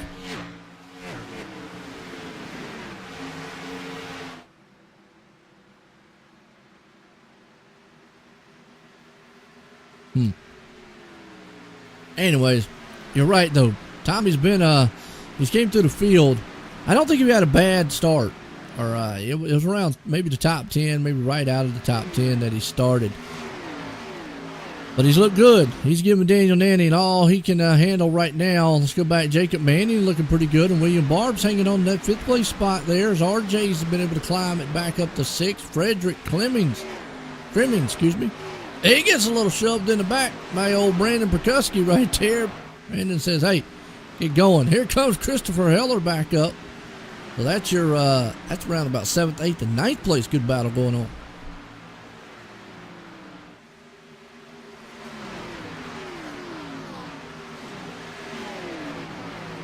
Yeah, Chris Heller definitely making his way back up. And I'm looking over here at some of the comments here on the YouTube from Worm, talking about his boy, Nate Nicholson. Yeah, Nate is in 12th. 5th to 12th.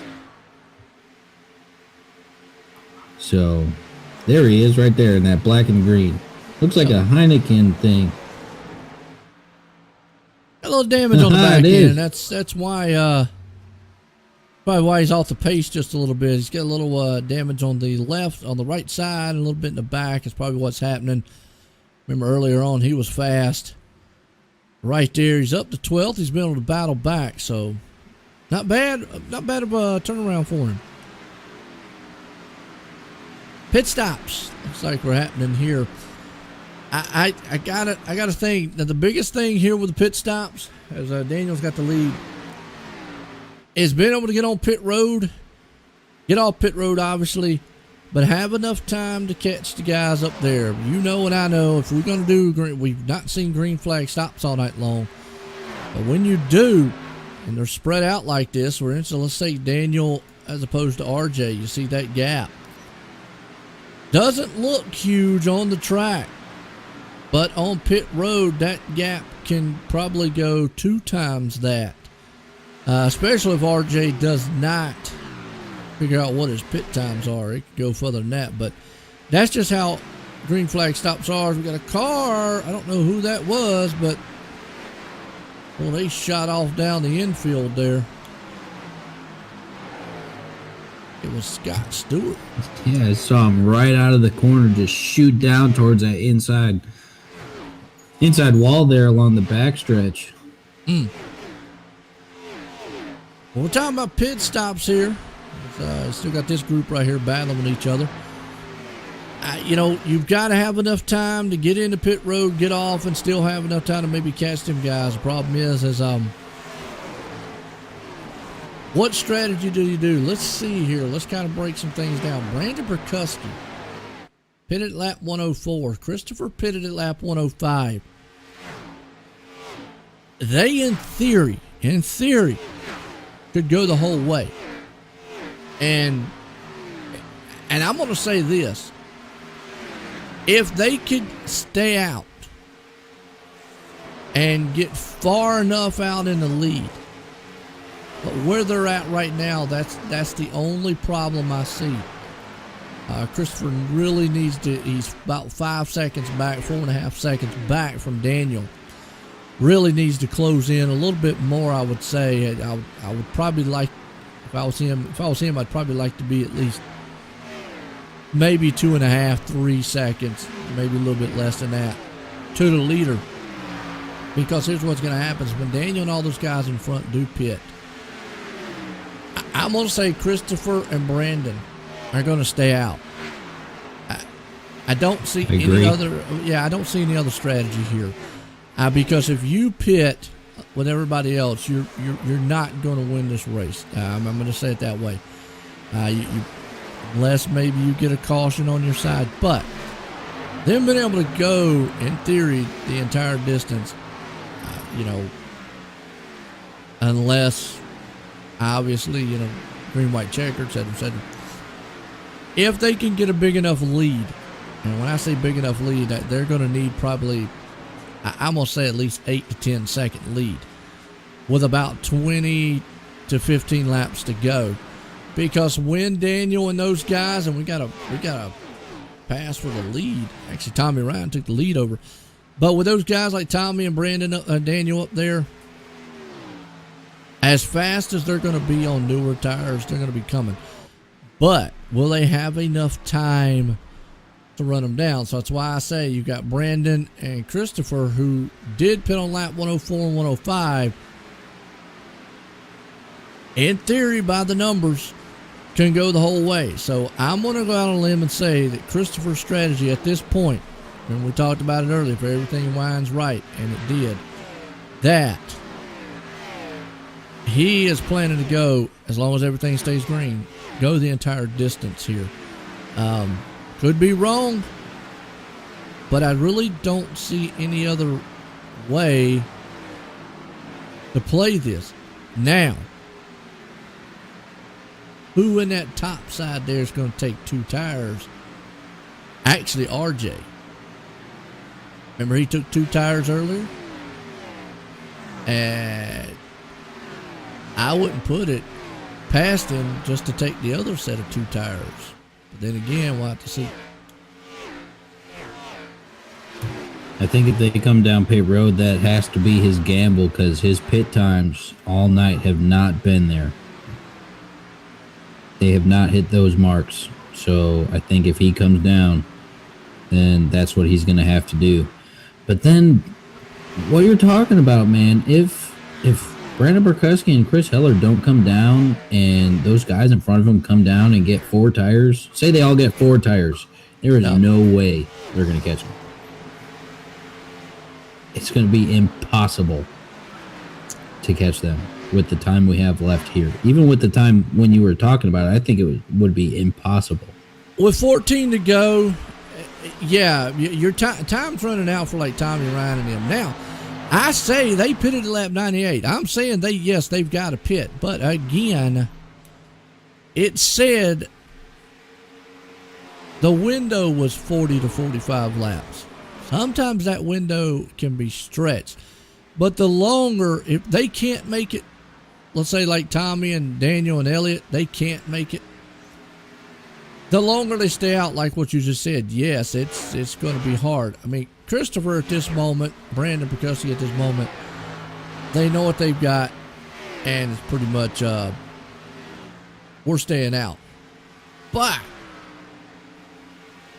I'm not going to put it past maybe one of these guys up here trying to stretch it and stay out.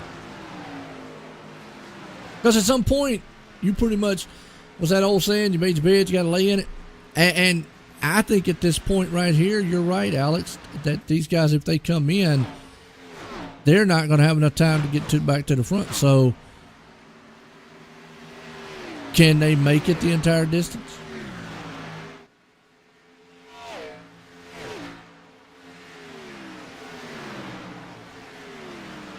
You're supposed to analyze that now.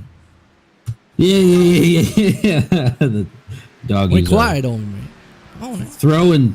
Throwing some hooks and jabs at each other over here, trying to break it up real quick. Oh yeah, yeah. They get in the mix. Yeah, they're trying to give their 2 cents to me about it, but I'm not listening. It could be Daniel. Now Daniel could be. I mean, he's falling down, but we've seen this early in the race too. You know, he fell off the pace. And don't look now. Look who's up in 4th place. I'm gonna tell you what, the guys always seem to find a way. But I don't know. I've been fooled many a times. They always tell us these pit windows, but then again, you could kind of tear those paperwork up, because sometimes that pit window stuff don't mean anything. Sometimes it does, sometimes it doesn't. But look who's knocking on his back door. RJ. Yep. And you're right, Worm. Here comes RJ. The flip side is, at this point, there's not enough laps if anybody pits to win this race to get back up front.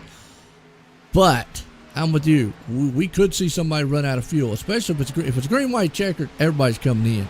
If a caution flies, everybody's coming in. So if a caution flies, all this is out to work. We know everybody's coming in and putting on what they got left or whatever. If it goes green from here on out, if it goes green from here on out, we're definitely got what it got. But look at this lead. Tommy Ryan got out front. He's got a 1.5 second over Elliott Henderson. solid lead. And you got to look, this is Tommy Ryan's second race in the series. His first one wasn't too bad. He had a fast machine, got up front a couple times, but then got in trouble later on. But maybe here's a good comeback. Out front right now leading it, and don't have very many laps. Actually, we got 8 to go. So, I mean, we pretty much know at this point these guys are not coming into pits. Now the question is, how close are they? Or again, do they have enough fuel? I mean, what Brandon told me. I mean, he said fuel window is about 40 to 45 laps. I've always seen give or take. That can vary between anywhere from 5 to 10 lap differences. Yeah, I'm looking at the little thing I got here. Oh, okay. So biggest mover tonight, I'm guessing, would be William Barr because he had an end of the line today. Oh, wow. From if this paper that he sent me was correct. That's impressive, too, because he's up to 4th, unless RJ can get there along with him. But, man, I just got it. You know, I know we talked about a weekend we got here. I mean, it is amazing to see what he's doing. I think his win is coming. It's around the corner. I mean, you can't be that consistent week in and week out and not eventually pull a win off, not have all the stars and everything to align for you. And I understand the guys in front of him are probably 3 of the best, and the one he's got behind him is one of the best there too. So, but with the strategy, and I think the strategy is going to have to be those tire limits. And if Christopher, hey, look, if you're listening, I think the tire limits is what would tighten up some of this a little bit. Again, hey, it's exciting. But I think that's what it's going to have to be. It's going to have to be something there. You see Daniel Nanny now pushing the envelope with Elliott. Man, that's a good battle for second right here. Yeah, it looks like Daniel kind of found his little spark back here as he's giving Elliott a run for his money. And looks like they're closing that gap a little bit on Tommy Ryan up front because now they cracked that second mark. Tommy could be saving fuel. You know, I mean, we talked about that. Yeah, Alex, you know, he had what a second and a half, almost 2 seconds. Obviously, you can give some time up. And we saw Daniel drop off the pace. Maybe he was saving a little bit of fuel, and now he knows, hey, look, I've got it. Let me get up here on Elliott's back bumper. Elliott could be saving a little fuel. Remember, all 3 of these guys, actually the top 4, William did too, pitted at lap 98. So I just don't know how close they are. I mean, that's going to put them in the 52 lap mark here going. And, you know, with the pit window, we do see some pit stops. Jeff Ryan, Randy Yoakum. I'm going to tell you, it's not over. I mean, RJ does make the pass on William, but William right now is not bad. I mean, Brandon and Christopher are sitting pretty good. I mean, I wouldn't hold on to your breath. One of these guys up here could run out of fuel. White flag's out. We're going to see it. And I think Daniel Nanny might be low on fuel. But, boy, look at Elliott. I think Tommy Ryan's saving. Here comes Elliott, man, for the final time. Yeah, I think we saw a little bit of a slow up there to conserve some of that fuel, and then they just put it on the gas for those last 3 laps or so as they're coming around turn 4 now. Oh, Tommy has to make an abrasive move around the lap car, but Tommy Ryan's going to pull it off here tonight. Elliott Henderson up in the second, Daniel up there in the third, RJ Williams the fourth, and our big mover there tonight, William, bringing it home here in 5th place. But man, what a run out right there. Again, surprising. Surprise. I mean, it is. I mean, especially when we talk about the pit window and all that these guys made it. But absolutely our worm. It's a good run for all these guys. So we'll get them up here and get a word with him, and we'll watch Tommy Ryan Oh, he's definitely going to be a happy one here. Second run of the series. I mean, second time out. Well, I tell you what, that's just impressive. Come out here, and then he's just going to blow the back tires off of it. But, wow. Gotta love it. Gotta love it. That is very impressive, like you were saying. Just coming in here your second race and just being like, whoop, bringing home a win. That is very impressive. Told you he was fast. He is quick. We'll see if we can't get some of these guys looking for Daniel Nanning. Daniel Nanny. Say Nanning, but it's Nanning, folks. My bad. I get yelled at a lot for messing up words, but oh well. It is what it is. There it is. Him down. And I like old Daniel too, man. It's a good guy, but third place, man. Let's bring him up and let you get a word with him there, Alex. Hey, Daniel, it's Alex up in the booth. You got me? I'm here. Hey, man, you had a super strong car all night. Let me hear about some of that possible pit strategy for the end, because we were maybe expecting some pit stops to happen, but none of them happened. What were you kind of thinking from the position you were at? I was really hoping that caution would come out because I knew I was like 5 laps short on fuel on that last pit stop. And unfortunately, I didn't save enough until the final 4 or 3 laps where I could start pushing it and go try to get the lead back. But yeah, I was really hoping for more pit stops because I saw Jacob Manning go in for pit stops, and unfortunately that didn't work out for me there. Yeah, but you still came home with that top 3 finish, man. You had a super strong car all night. You had some super quick moves back up to the front too, like after losing some position on pit road or something. What are you thinking coming up from those spots, trying to get that battle back for the lead, man?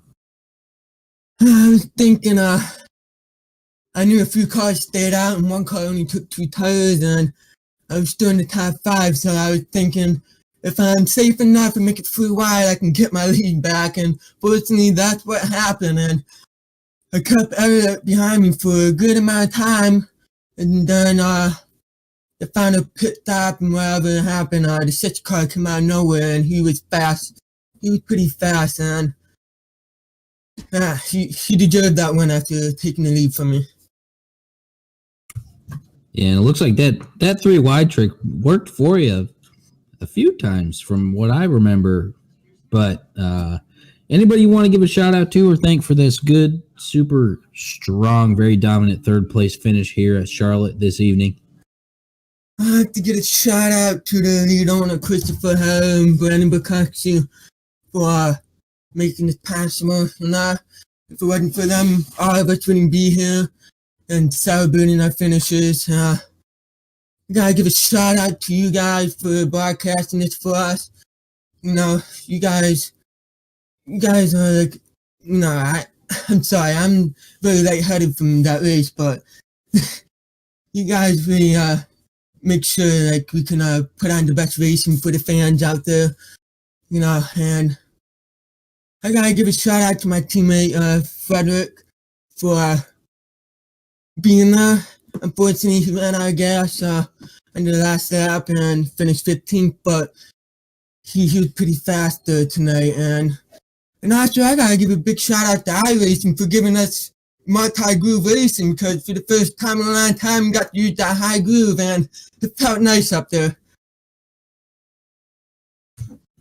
Yeah, bringing up multi-groove racing, man. We were talking about it a little bit. It's not exactly what we were expecting, but it did provide some very exciting racing tonight. So congratulations again, man, on your 3rd place finish. Super strong car all night. Glad to have you up here with us again, man. Thank you, man. There you go, Daniel, man, an outstanding run in 3rd place. We got Elliot Henderson here who, well, he tried to get that win away from Tommy. Let's bring him up, let you get a word with him. Elliot, it's Alex in the booth. You got me? What's going on, Alex? Yo, so first you tried to throw us through a loop with a different name, and now you're throwing us through a loop with a different looking car. What's going on, man? manufacturer, everything. I messed up. I accidentally loaded in the Chevy. But Motorsport Games company I work for. That's why you didn't win. Yeah, that's got to be it, man. The car's bad luck is what it is. I run that car over in Sim 500, the Cup Series, and we haven't had too much luck there. There's some fast guys. I do their Sunday night one, so it's kind of cool. I recognize the sponsor and the banner on there. So there you go. Yeah. But yeah, I mean, it was a good car at least. I felt like if we didn't have that one late caution that turned into Ty, messing up there and getting spun and all that, I feel like if we didn't have that one caution where I cleared Nanny, I think that would have been the nail in the coffin there, because I felt like I had the long run speed. And then you saw it towards the end there, how I was able to get to him, but that was all fuel saving. So, frustrating to finish second when I felt like we had the fastest car, but Tommy nailed the fuel strategy at the end, had just enough and was able to have a little bit of reserve in the tank to be able to save a little less on us. But I kind of wish I went to the outside in 1 and 2 on that last lap. I thought I had something. I just followed him right to the bottom, and it just got tight, and I don't know what I was thinking. I should have just held it wide open on the outside and seen what it would have done, but is what it is. We'll come home P2, lock up the regular season championship, and go after this playoff championship when it starts up next week. Yeah, I was going to bring that up too, talking about how you're coming in with the points lead heading into the playoffs, championship, whatever you want to call it, since we're starting that next week. So always nice to finish with a regular season points championship to start off going into the playoffs. Get yourself a nice little set there.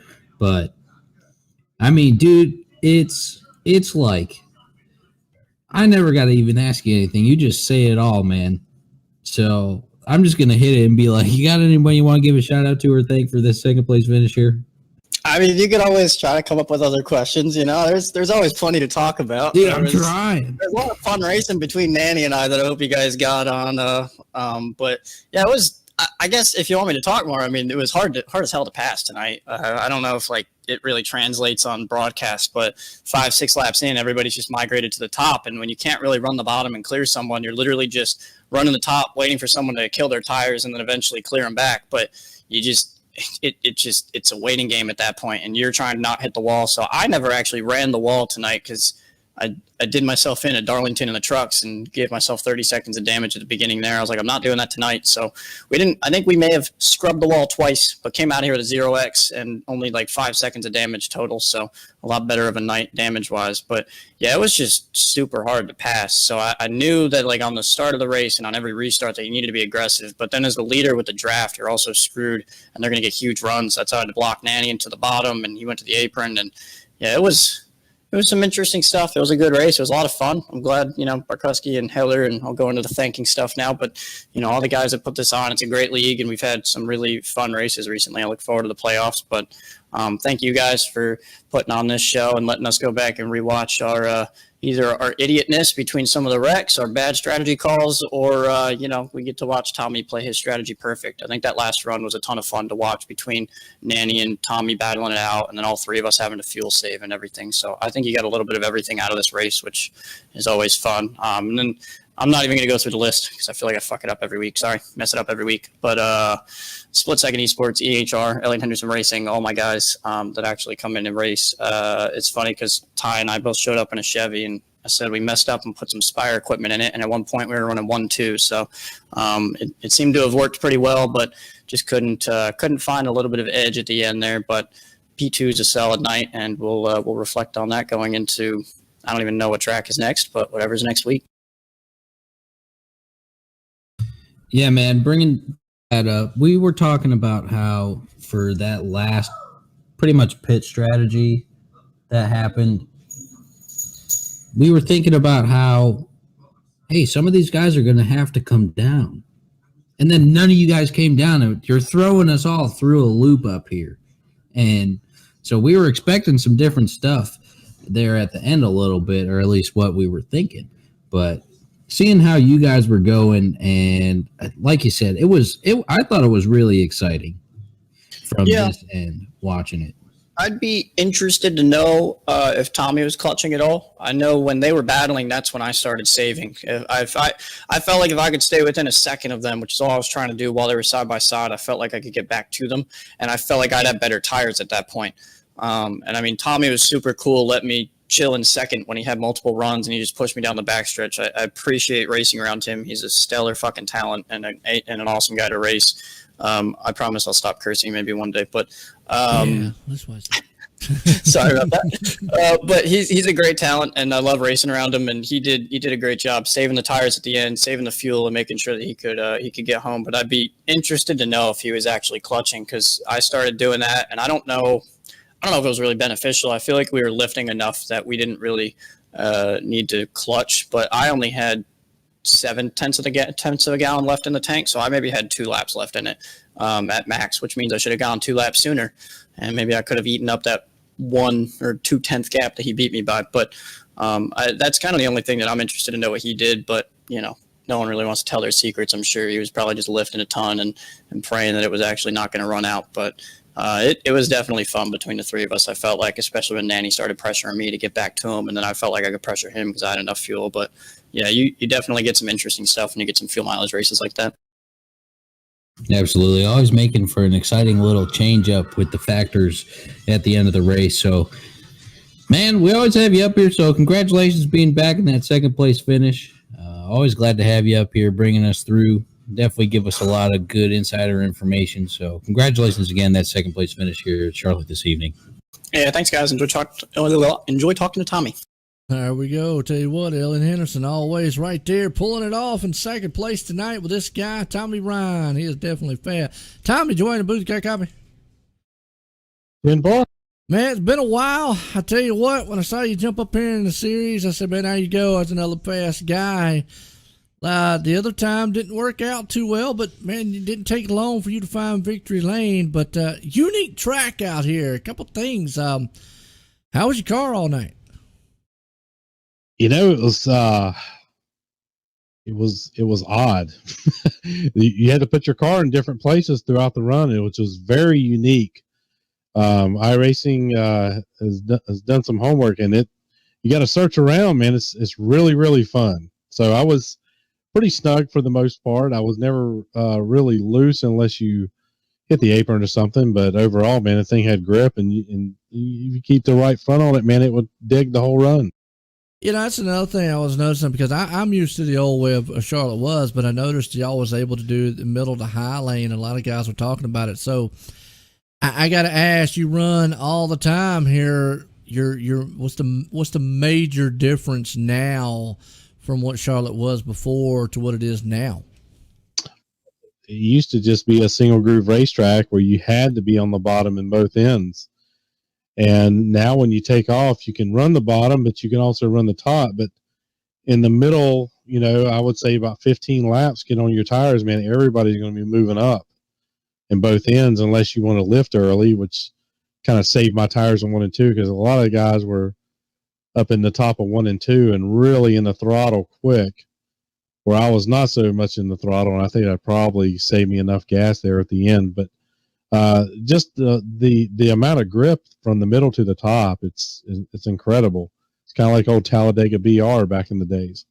Yeah, and we were noticing that too. And I talked about throughout the race. I said, man, I knew they did a patch. I wasn't sure if Charlotte was one of the tracks where they did kind of the multi-groove stuff and changed the dynamics of it, but definitely made it interesting to see you guys run, and a good run. I got to go on that fuel strategy, though. They told us fuel window 40-45. How close was you, and was you maybe clutching that thing a little bit? I was definitely clutching it because, I don't know if it was like 10 to go. I was like, I'm good, man. I'm right on the mark. So as long as I keep doing what I have been doing, but then the thing started falling. So then I saw where Elliott was I was maintaining the gap when I started clutching it. I was like, yeah, I probably I need to save about, half a tenth or something. So I kind of started doing what he was doing. And I said, well, when he starts rolling, I have no choice. I'm either going to run out and finish second or third, or I'm not going to run out and sit here in victory lane. So here we are. And honestly, I really thought, because those guys were, I'm pretty sure they were running the top of 1 and 2, so they were burning the fuel up there where I was lifting into turn 1 and running the traditional, lift early and roll to the bottom. So I think that's probably really what won it for me. And, ultimately, man, there at the end, I was really surprised. I was, the bottom came back in, and I passed, I can't remember, Daniel there. And I was like, holy crap, man, the bottom's back in 3 and 4, because before it just had no speed whatsoever after about, 10 laps. You had to at least run the middle. So, yeah, it was fun, man. It was a learning experience for sure. And that might be the testament, like you just said right there. I mean, obviously in the week 13 build, coming out with iRacing to be able to make the multi-groove like they were talking about, experiment with some of the tracks. Like you said, it was an awesome run. And definitely I knew y'all were close on the fuel because we was talking about it. We just didn't know how close it was. I know Elliot, he mentioned there, he said, I'd be curious to see if Tommy was clutching. And I said, well, I'm going to ask him. If sometimes guys tell us, sometimes they won't. But, hey, you came out here dominating fashion. I know, man, that you're quick. I've seen you race in the past many a times, come out here. But only a few races in here tonight for the Windshield Deep here at Charlotte for the Great Lakes Cup Series. Got anybody you want to thank for an awesome win tonight, Tommy? Obviously, I got a new sponsor on board, snapmobile.shop. They are an affiliate with Verizon Wireless, so go give those guys a look. And if you need any cell phones or whatever your cell phone needs are, check those guys out. And obviously, Northern Tool and Equipment.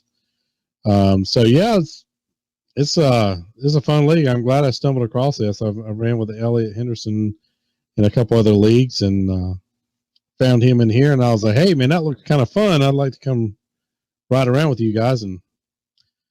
But yeah, speaking of the fuel, I was wanting to come down here and do a burnout, but I got about, 3 rotations out of the tires, and I saw that.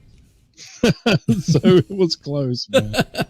we knew y'all were very close on it. We just didn't know. Sometimes they give us those numbers, and I've been fooled many a times before trying to go off of them. But hey, nonetheless, you did what you needed to do. Awesome pit strategy, definitely fast machine out there. Great racing side by side, and you just put it there at the end in victory lane again. Tommy Ryan, congratulations on that win tonight.